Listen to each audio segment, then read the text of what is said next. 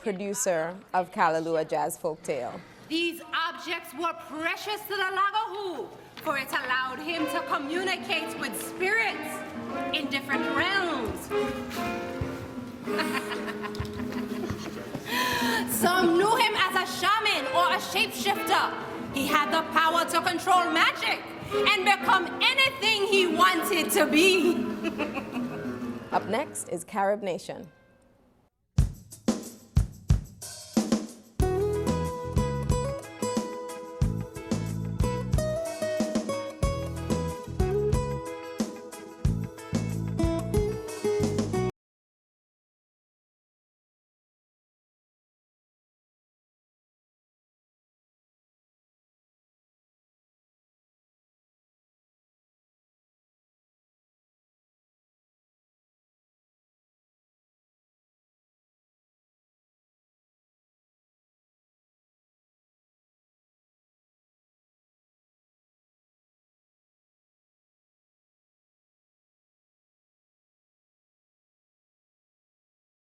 That focused on folklore characters from Trinidad and Tobago.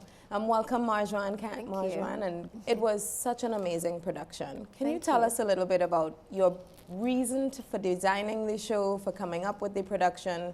What was your inspiration? Well, there were a few reasons why I created the show. It was actually my second original piece that I created, and I was actually inspired by Etienne Charles, a Trinidadian trumpet jazz player and composer. I know a lot about Etienne. Yes. My brother. Maybe a little too much. And I fell in love with his album, Folklore. And I really just saw a story to his music. So, you know, I saw him perform, I approached him about creating a piece, and I actually come from a theater background, in musical theater, so it was very easy for me to see how the music was a part of a dramatic piece.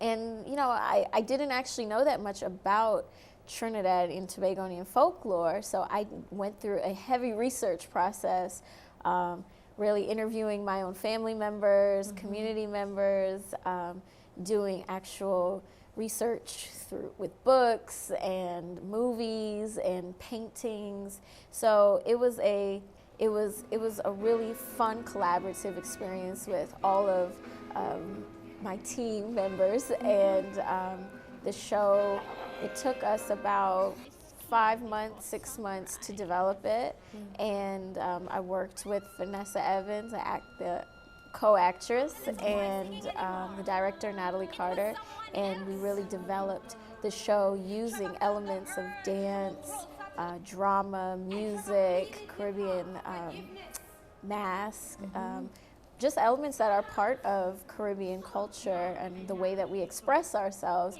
but in a way that is a little bit more contemporary, in adapting that to the stage. Tell us about these folklore characters, right? I mean, the one I'm remembering the most is the Laja Bless, because there was a real dance behind that. But tell me more about the folklore characters that we saw on stage.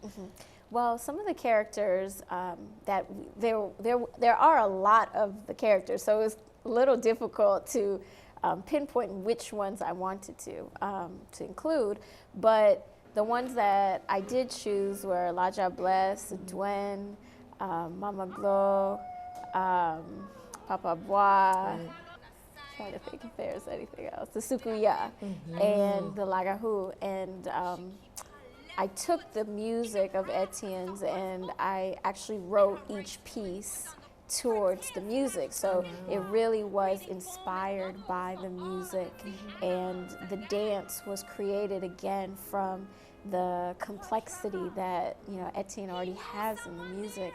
So specifically with Laja Bless, we were trying to figure out how would this character actually move on stage, playing with, you know, her one horse hoof and her human foot, and how she approaches her victims, and really just pinpointing, you know, who is this woman. And it was a great experience in the rehearsal process to create it, and it's amazing that the folklore characters already have so much character and story to them that part was actually taken care of. Right. So it was really a fun experience for us to just create and to be imaginative.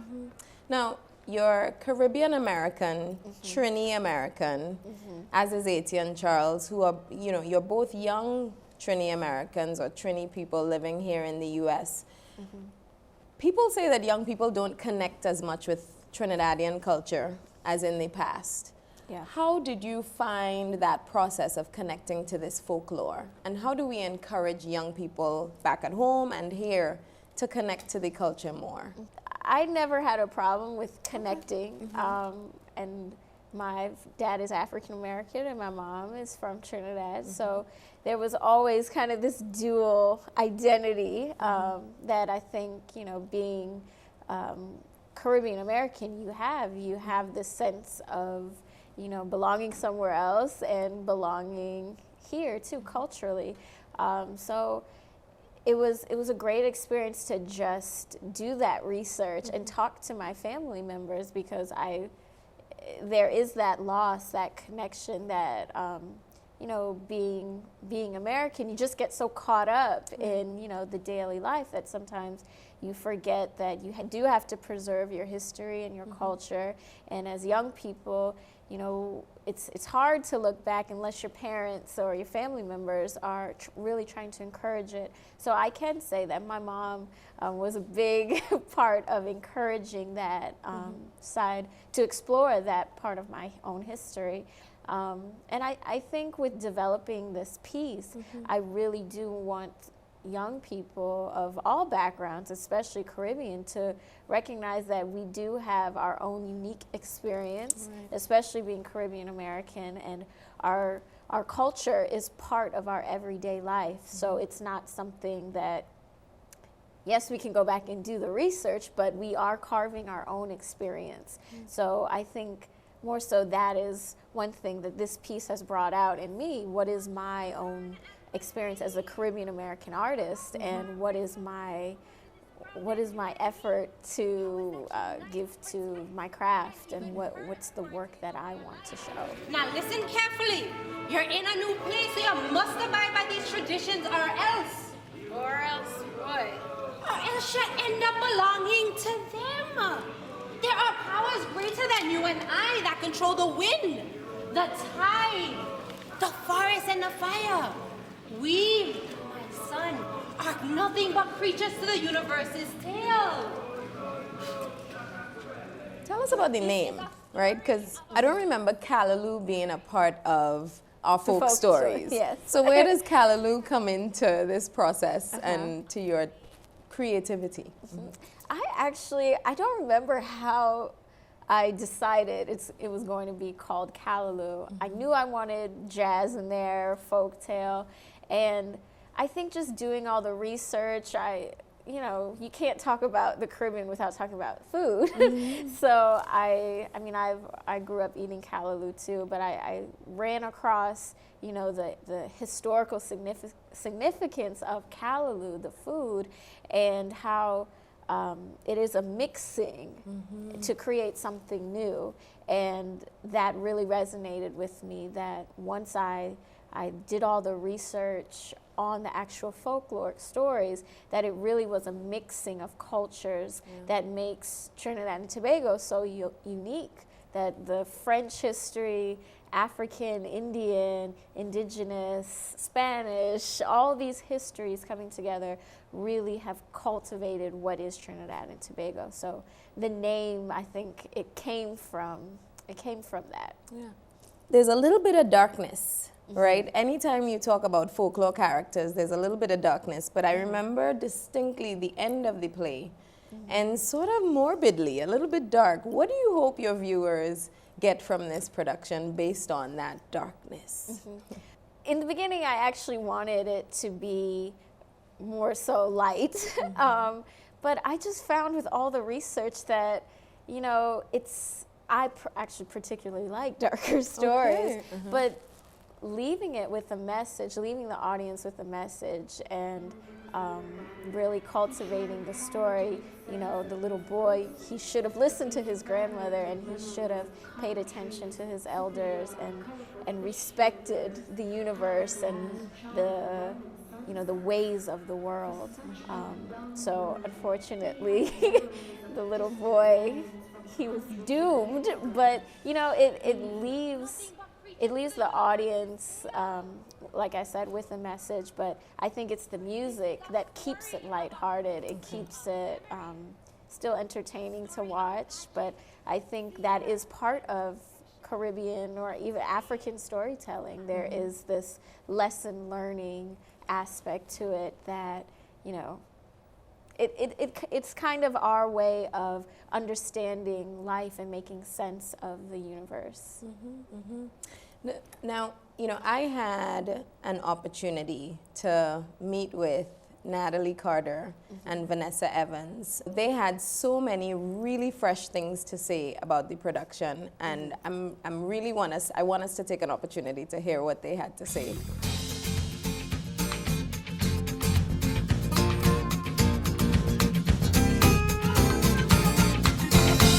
With Natalie Carter. She is the director of Callaloo, a jazz folktale.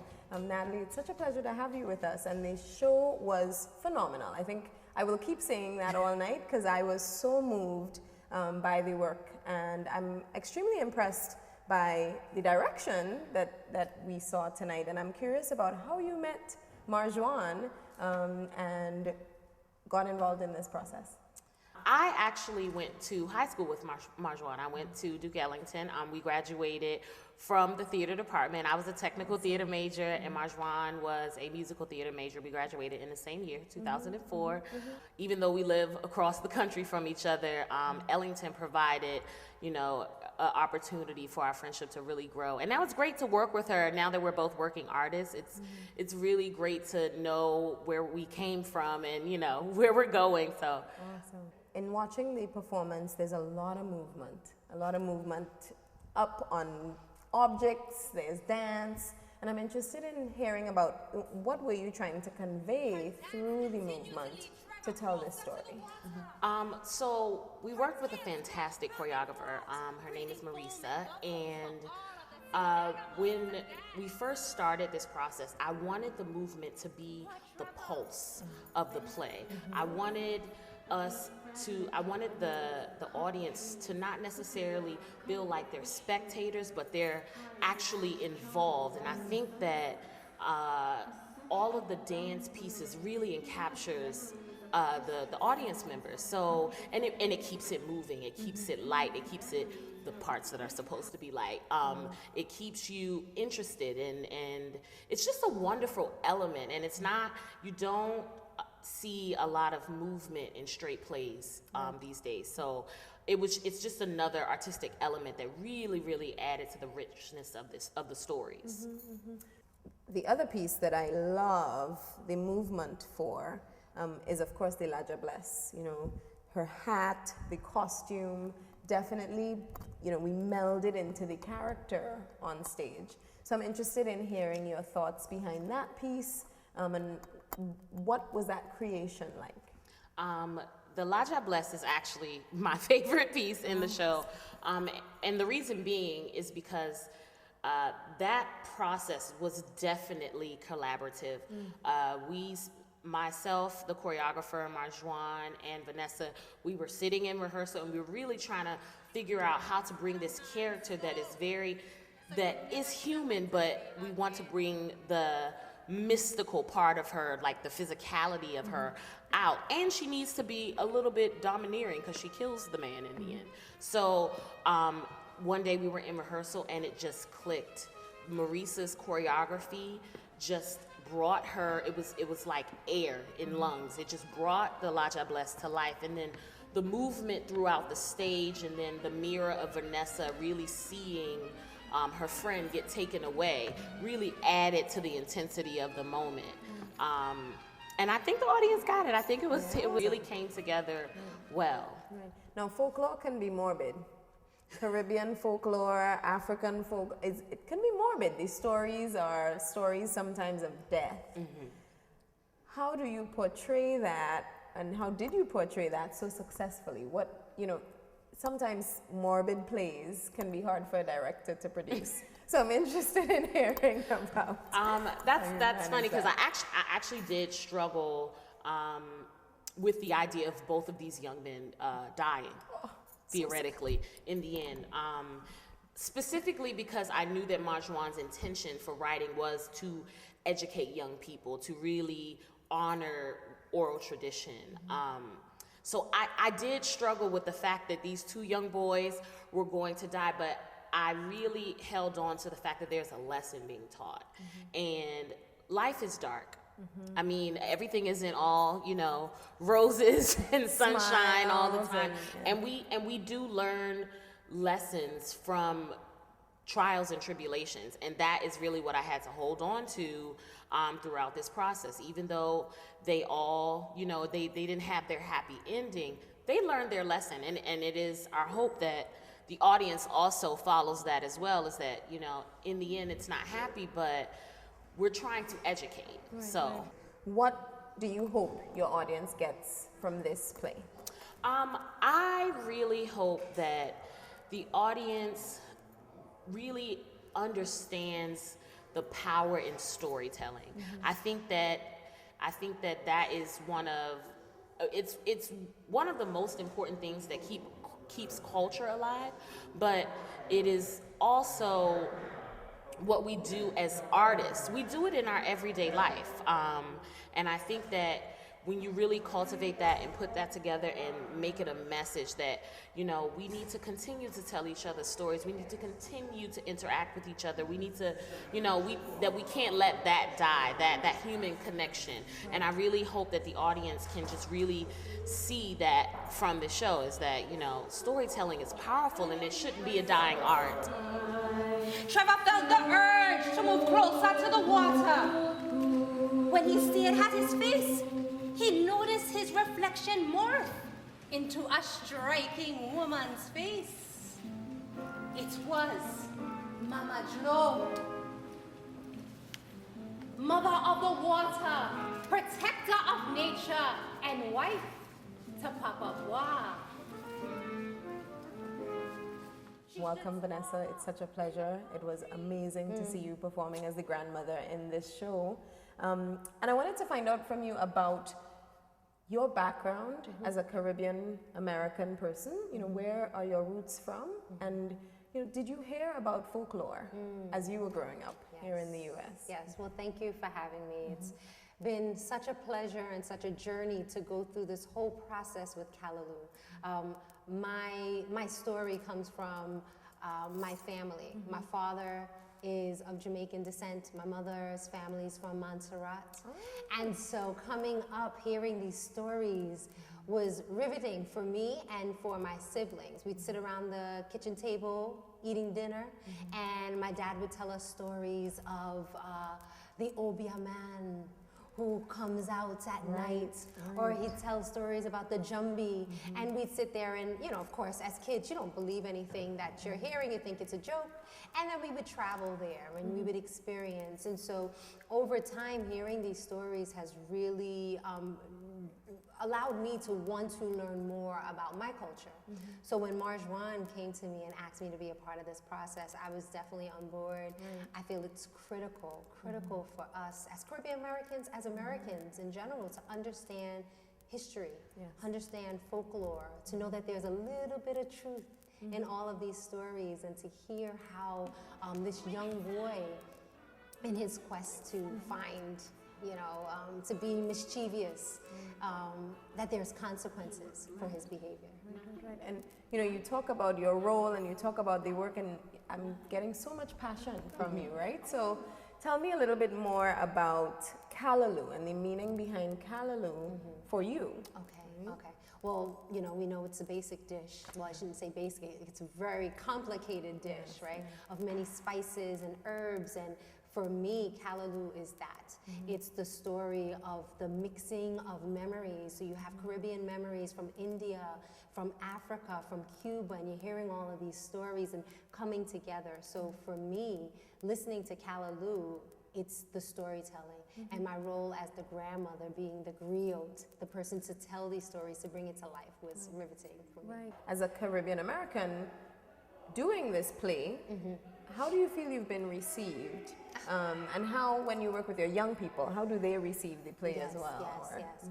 Well, we had the opportunity to workshop it a couple of weeks ago here in DC, and you know, there's a difference obviously between the Caribbean American or the Caribbean person who knows the story, who has experienced it, they live it, and so even us myself having to tell this story, I don't have to force as much of the historical context and draw them in as much because they know it. But having those American individuals hearing the story, it's going to take some time. I believe, you know, having the visuals.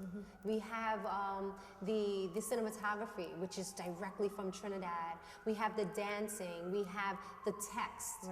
There are those components. And then, of course, the music, which ties it all together. So we have a lot of varied components that really help to enrich the story, where it's just not storytelling for the sake of storytelling, but really teaching a lesson, allowing it to be a teaching tool. And I look forward to performing it for the younger audiences because I believe that they will receive it as well. They might actually learn a lesson from it. That would be the best. If they can walk away and say that, you know, I understand this, I've heard stories similar to this. It may not be from the Trinidad culture, it may be from the Puerto Rican culture, it may be from, you know, the Dominican culture or Honduras.